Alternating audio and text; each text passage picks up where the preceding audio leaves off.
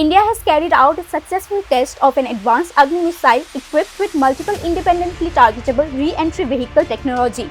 The test was conducted jointly by Defence Research and Development Organization and the Strategic Forces Command from APJ Abdul Kalam Island off the Odisha coast on May 8.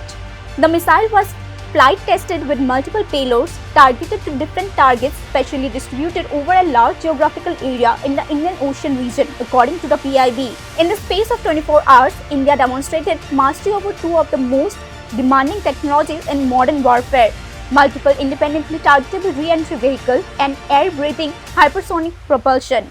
On May 8, DRDO and the Indian Army tested the latest variant of Agni, conferred with MIRV payloads. A day later, on May 9, India successfully tested an air-breathing scramjet engine at DRDO's Hyderabad facility, sustaining hypersonic operation not for just a second but for a full 20 minutes that reached about Mach 5 to 6.